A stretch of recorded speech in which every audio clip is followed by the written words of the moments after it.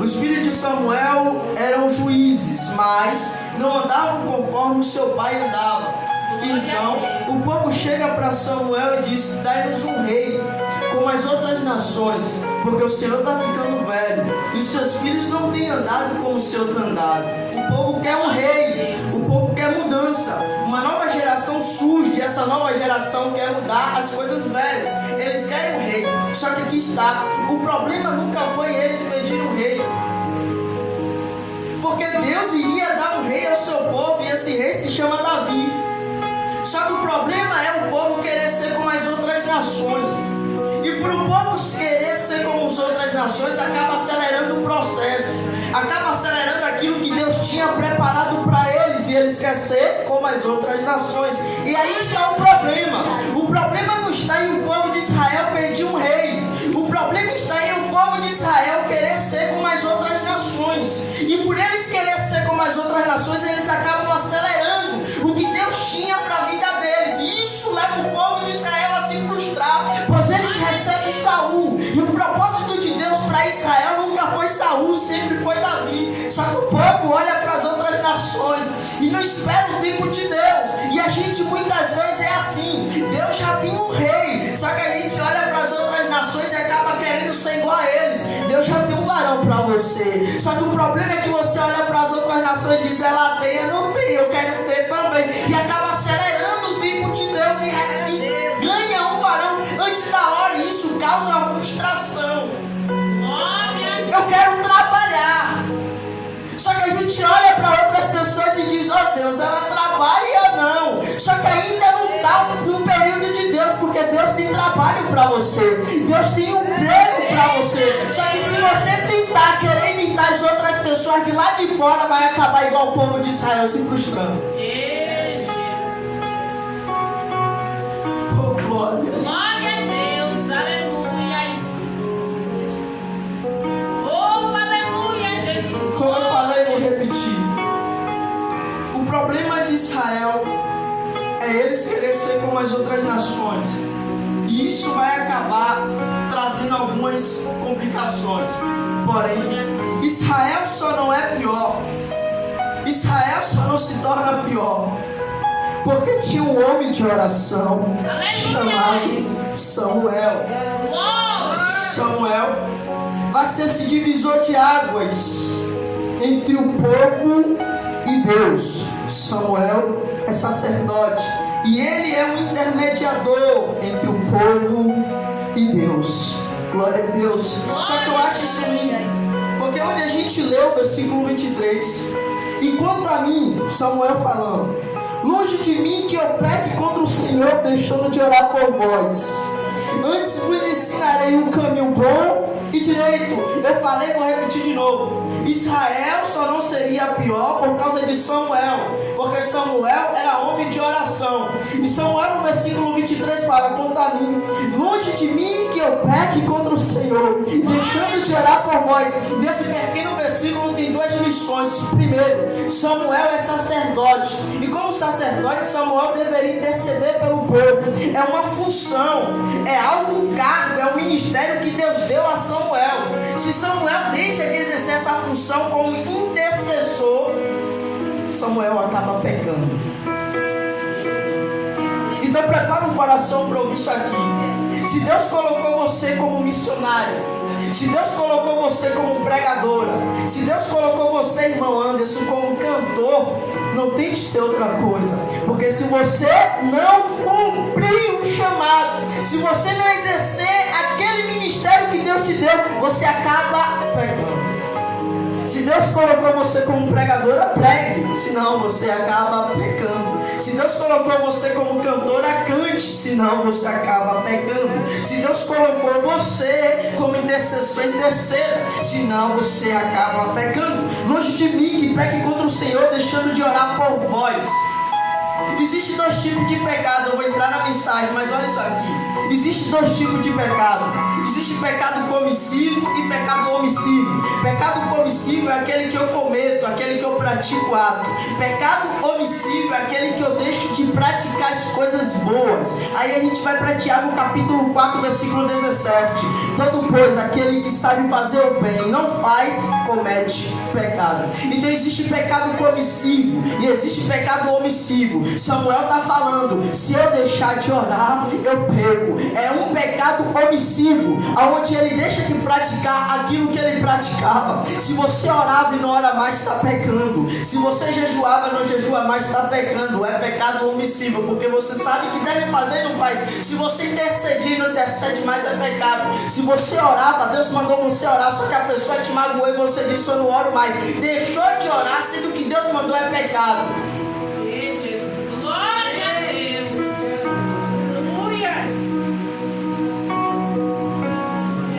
Samuel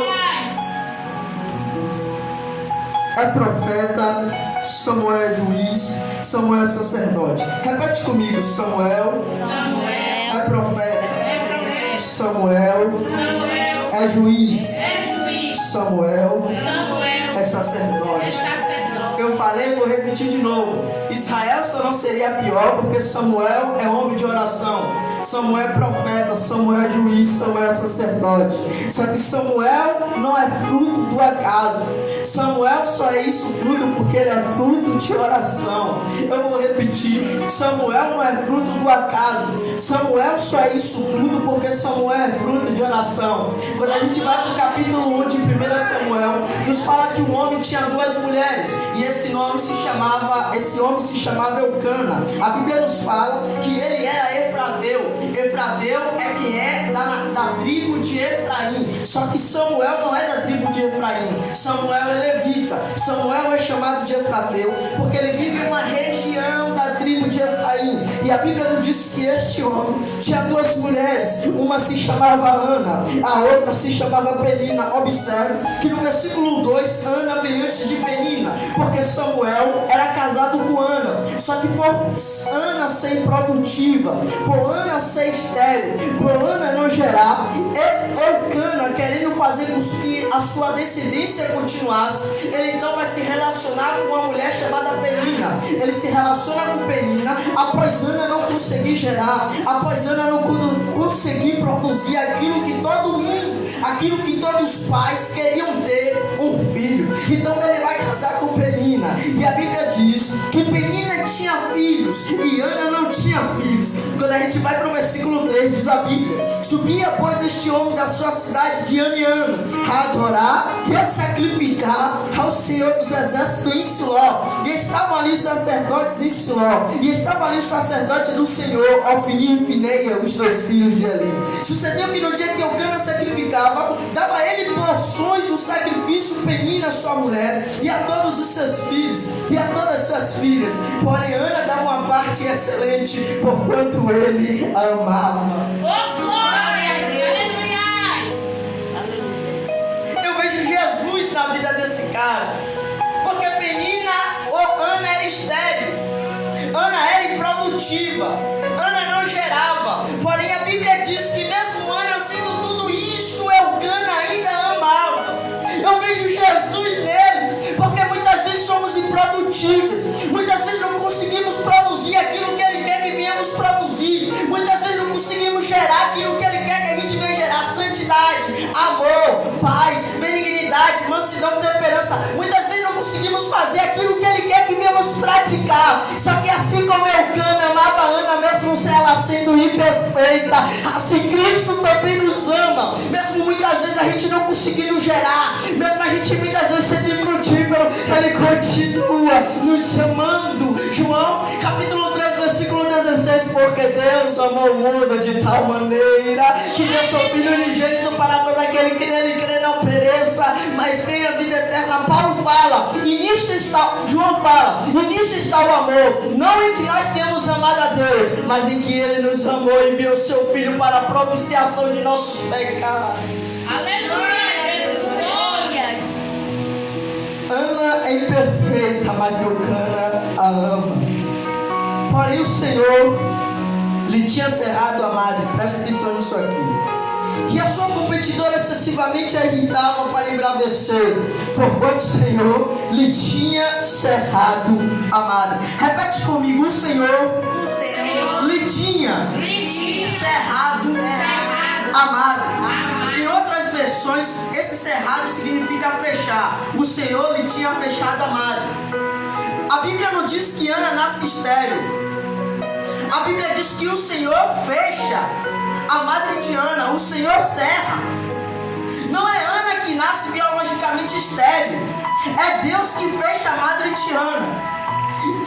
Por que então Deus fecha a madre de Ana? A pergunta é: por que então Deus fecha a madre de Ana? É porque no versículo 9 diz a Bíblia: então Ana se levantou depois que comer e beber do Siló. Ao versículo 10: ela, pois, com amargura de alma, orou ao Senhor. É por isso que Deus fecha a madre dela. É por isso que Deus cerra a madre dela. Porque Ana só ora quando está com o ventre fechado. Ana só ora quando está com o ventre cerrado.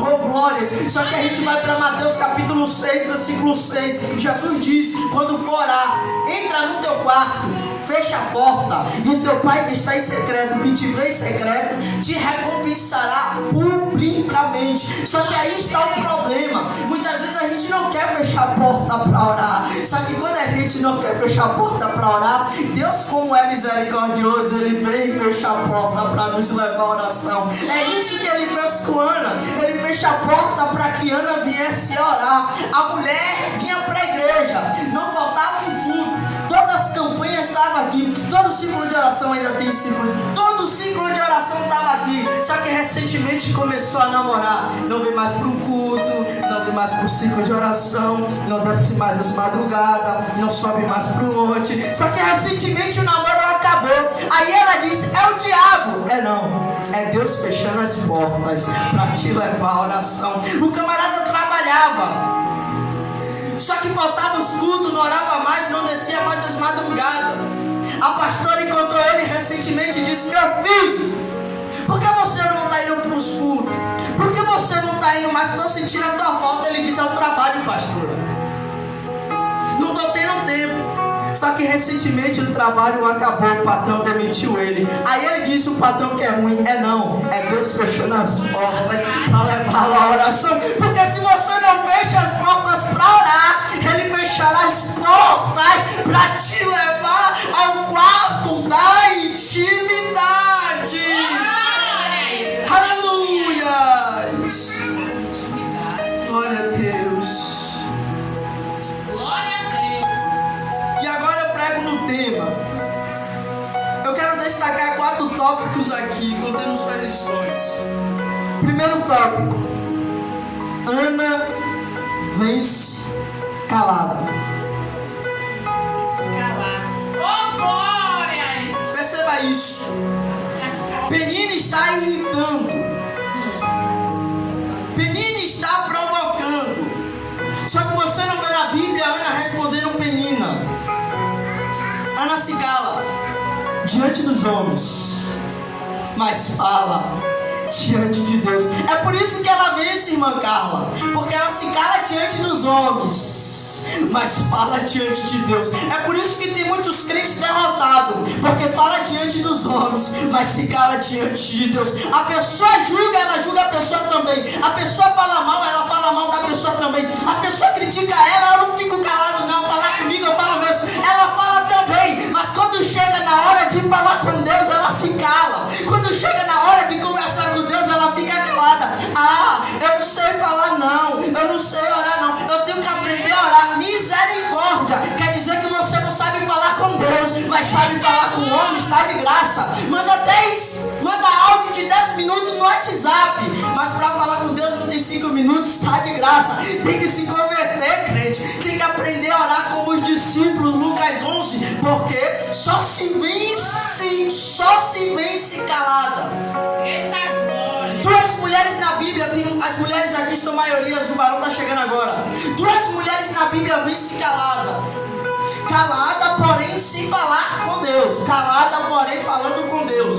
Lembra da mulher que perde o seu filho? A mulher de Sunem, a sunamita, aonde ela retém Eliseu para o seu quarto para comer pão. Ela retém Eliseu para sua casa para comer pão. Só que ela vai perceber que Eliseu é homem de Deus. Aí ela vai falar para o seu marido: construamos um quarto para quando esse homem se retirar para cá. Para quando esse homem se retirar para cá, ele venha ter um lugar para descansar. Constrói um quarto para Eliseu. Eliseu, querendo ser grato a essa mulher, Eliseu vai perguntar a Geazi, vai perguntar para essa mulher o que é que ela precisa. Essa mulher vai e responde para Geazi: a tua serva habita tranquila no meio do seu povo. Então Eliseu vai falar para Geazi: traz ela até cá. Quando a mulher chega, Eliseu pergunta para a mulher: o que é que você precisa? A Geazi vai responder pela mulher: ela não tem filho. Aí Eliseu fala: daqui a um ano, no tempo determinado, você conceberá. Ela fala assim: menino, homem de Deus, não minta a sua serva,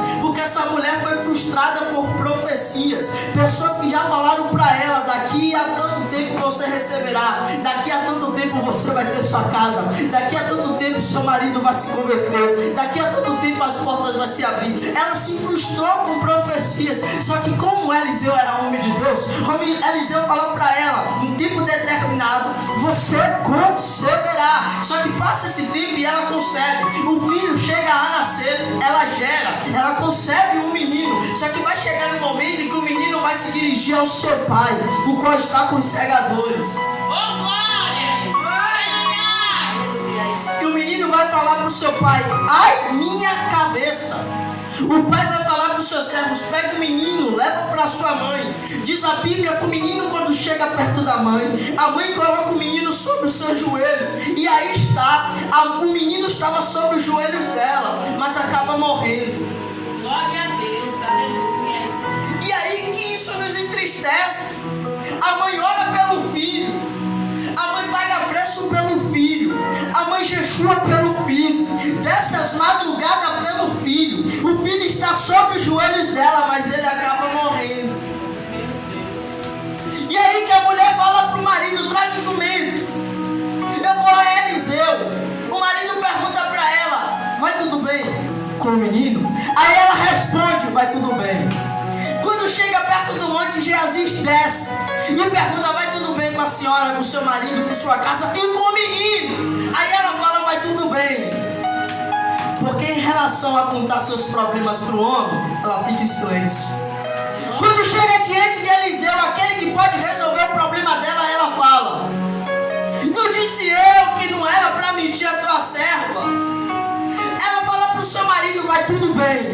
Ela fala para Geazi: vai tudo bem. Porque em relação às pessoas que não podem fazer nada por ela, ela se cala. Mas quando chega diante daquele que pode resolver o problema dela, ela fala. Aí a gente vai para a Bíblia, outra mulher que vence em silêncio, mas falando diante de Deus. Lembra da mulher do fluxo de sangue? A mulher passa entre a multidão calada, ela não fala com ninguém. A mulher está em silêncio e ela não fala para ninguém: eu sofro há 12 anos. Ela não fala para ninguém: eu tenho hemorragia. Só que quando ela toca em Jesus, Jesus pergunta: quem me tocou? Glória a Deus. Aí diz a Bíblia que a mulher, tremendo, se prostra e confessa toda a verdade. Ela fica em silêncio, passando pela multidão. Em relação à multidão, ela não conta seus problemas, mas quando chega diante de Jesus, ela conta toda a verdade. É por isso que ela é vitoriosa. É por isso que a sunamita é vitoriosa, porque se calaram em relação a homens, mas quando chega diante daquele que pode resolver o problema, elas falam. Glória a Deus, aleluia. Oh, glórias. Aleluia, Jesus. Segundo tópico, Ana Vince orando. Versículo 9. Então Ana se levantou depois que comeram e beberam em Siló. E ali o sacerdote estava sentado numa cadeira. Junto a um pilar do templo do Senhor. Versículo 10. Ela, pois, com amargura de alma, orou ao Senhor e chorou abundantemente. E voltou o papo dizendo: Senhor dos exércitos, se benignamente atentares para a aflição da tua serva, e de mim te lembrares da tua serva, te não esqueceres, mas a tua serva deres um filho varão, ao Senhor darei por todos os dias da sua vida, e sobre a sua cabeça não passa navalha. Ana vence orando. Perceba isso. No seu versículo 9, Ana se levanta para orar, enquanto Eli se assenta numa cadeira. E quem está assentado numa cadeira, diz a Bíblia, que vai começar a julgar quem está orando. Quem está sentado numa cadeira vai considerar Ana como se estivesse embriagada, como se fosse uma filha de Belial, uma pessoa que tem a moral corrompida. Ele vai se assentar numa cadeira e vai começar a julgar quem está se levantando para orar. Ele vai sentar numa cadeira para olhar a vida dos outros. E quem se assenta numa cadeira para olhar a vida dos outros acaba julgando, criticando uma mulher que está orando por um menino chamado Samuel. Perceba isso. Samuel ainda não era nascido, Samuel ainda não havia sido gerado, só que Ana estava orando por ele. E por Ana estar orando por este menino, quem se assenta na cadeira para olhar a vida dos outros começa a julgar. Tem pessoas que têm criticado, Anas do século 21 que têm orado pelos seus meninos. Tem pessoas que têm criticado, Anas do século 21 que têm orado pelos seus meninos. Não sei para que todo dia está indo para a igreja se o filho continuar nas drogas. Não sei para que todo dia está indo para a campanha se o marido ainda continua no mundo. Tem pessoas que ficam julgando e criticando. Não sei para que continuar orando desse jeito se a filha continua na prostituição. Oh, glória. Só que observe isso. Os filhos de Eli, daquele que olha a vida dos outros, mas não ora, acaba morrendo. Mas o filho da Ana que se levanta para orar se torna uma bênção nas mãos de Deus. Então levanta a mão para receber isso aqui, só quem crê. Não deixe de orar pelos seus filhos, não deixe de orar pelo seu marido e suas filhas, porque assim como Samuel foi uma bênção nas mãos de Deus, se você continuar orando, os seus filhos, suas filhas, seus maridos também serão, em nome do Senhor Jesus. Glória a Deus, aleluia. Ana vem chorando. Oh, glórias. Moisés, antes de abrir o mar vermelho, Moisés ora. Antes de descer fogo do céu na vida de Elias, Elias ora. Antes de Eliseu ser usado para ressuscitar o filho da mulher sunamita, Eliseu ora. Antes de Daniel ser livrado na cova dos leões, Daniel ora 3 vezes ao dia. Antes de Deus mudar o cativeiro de Jó, Jó ora pelos seus amigos. Antes de Pedro ser liberto da prisão, a igreja ora por ele. Antes de Pedro ressuscitar, ser usado para ressuscitar Dorcas ou Tabita, Pedro chega ao pé da cama e ora por ela. Antes do carcereiro estremecer e a prisão ser abalada, Silas e Paulo oram. Antes de Jesus vencer na cruz, ele ora no Getsemane, porque a oração precede a vitória. A oração vem antes da vitória. A oração vem antes da vitória. Só vence quem ora. Só vence o pecado quem ora. Só vence o diabo quem ora. Só vence as aflições quem ora. Só vence Penina quem ora. Oh, glórias. Aleluia, Jesus, glórias. Terceiro tópico. Ana vence se humilhando.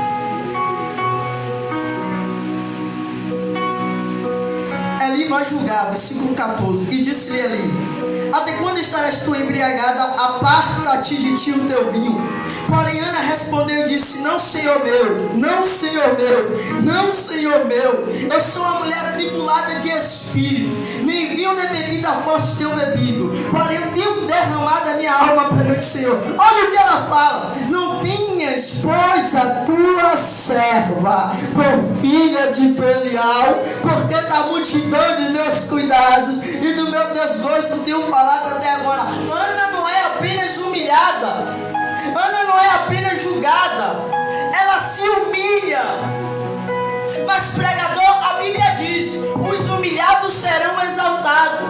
A pastora me humilhou, vou ser exaltado. O líder me humilhou, vou ser exaltado. A líder, aquela que canta na igreja, que prega, me humilhou, vou ser exaltado. exaltado negativo. A Bíblia não diz que os humilhados serão exaltados. A Bíblia diz: aqueles que se humilham serão exaltados. 1 Pedro capítulo 5, versículo 5. Jovens, sede sujeitos aos anciãos, sede todos sujeitos uns aos outros e revestidos de humildade. Versículo 6. Sujeitai-vos, pois, debaixo da potente mão de Deus. Humilhai-vos, pois, debaixo da potente mão de Deus, para que ao seu tempo vos exalte. Filipenses capítulo 2, versículo 5. Que haja em vós o mesmo sentimento que houve em Cristo Jesus, onde tendo forma de Deus, não usurpou ser igual a Deus, mas aniquilou-se a si mesmo, tomando forma de homem, e na forma de homem humilhou-se a si mesmo, tomando forma de servo, e na forma de servo foi obediente até a morte de cruz. É por isso que Ana vence, porque Ana se humilha. Ela não apenas é humilhada, ela se humilha. Tem pessoas que não conseguem se humilhar por causa do orgulho. Deus me deu essa palavra, eu vou falar. Agora desceu essa daqui. Tem pessoas que não vencem por causa do orgulho. Agora, olha o que Deus me falou. Lembra de Naamã? Naamã chega para Eliseu querendo ser curado de sua lepra. Eliseu fala para Naamã: vai até o Jordão e mergulha 7 vezes. Ele não quer ir até o Jordão, minha tia. Ele não quer ir até o Jordão porque o Jordão não era um rio bonito. Jordão, pessoas de classe baixa tomavam banho ali, pessoas pobres tomavam banho ali, pessoas doentes tomavam banho ali. Não era um rio bonito. É por isso que ele não quer mergulhar no Jordão, porque além de ele ter uma lepra externa, ele tem uma lepra dentro dele que se chama orgulho. Só que aí está, para Naamã ser curado de sua lepra, para Naamã receber o milagre, para Naamã ser vitorioso, tem que perder o orgulho e descer o Jordão, tem que perder o orgulho e se humilhar, tem que perder o orgulho e descer. Pessoas, não adianta fazer campanha, não adianta vir para a igreja querendo vitória, e quando chega lá você fica com orgulho, fica com o nariz empinado, não quer descer, não quer se humilhar, não quer pedir ajuda. Meu Deus, seja como Ana, se humilhe, chame as pessoas de Senhor, considere-se como servo. Cristo disse: não sou eu porventura Senhor? O discípulo responde: sim, porém eu no meio de vós sou como aquele que serve. Ele pega a bacia e começa a lavar os pés dos discípulos. Tem muitos pregadores que pegam o microfone, beleza. Tem muitos bateristas que pegam a plaqueta e toca. Tem muitos guitarristas que pegam o negocinho e toca. Só que porém não querem pegar um balde, não querem pegar a bacia, não querem pegar a toalha para lavar os pés de outras pessoas, porque não quer se humilhar, é orgulhoso, é soberbo. Pregadores que estavam na cadeira, eu fico pensando nessas coisas, eu estou conhecendo algumas coisas. Pregadores que estavam na cadeira, o pregador que pregava cá, pregava e ele glorificava. O pregador que pregava cá, pregava e ele dava aleluia. Só que ele vira pregador, ele senta na cadeira e ele fica assim calado. Pessoas que não conseguem glorificar quando o outro está pregando. Eu vi isso na minha igreja. Outras pessoas louvando, outras pessoas falando um pouco assim a respeito da palavra, falando que iria esperar a mensagem para ouvir a voz de Deus. O camarada calado, o camarada não dava glória. Mas quando chegou na hora de ele pegar o microfone, eu fiquei reparando isso. Ele começou: adora igreja, você tem que adorar. Então só adora quando você está com o microfone na mão. Falta de humildade. Falta de humildade. Fato top. E aqui eu concluo. Glória a Deus, aleluia.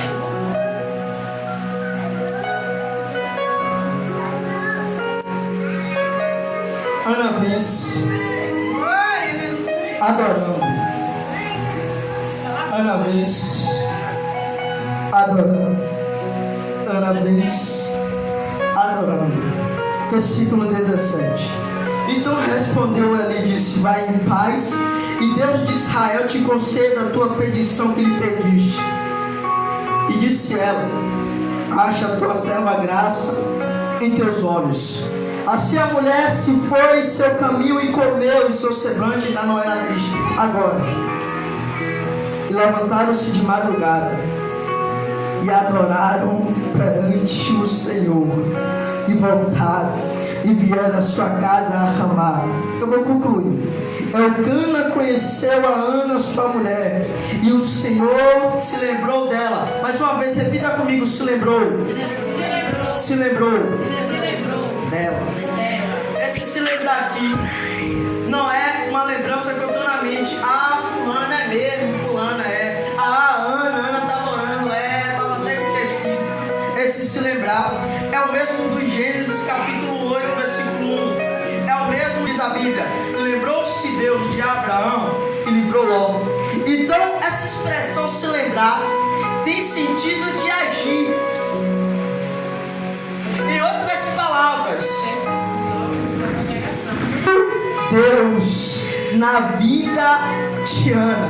E eu acho isso interessante, irmã Carla, porque Ana, qual o primeiro tópico? Ana, esqueci, mas glória a Deus, lembrei. Qual é o primeiro tópico? Ana vence calada, beleza. Qual é o segundo tópico? Ana vence orando. Qual é o terceiro tópico? Ana vence se humilhando. Qual é o quarto tópico? Ana vence se adorando. Só que Deus só vai se lembrar dela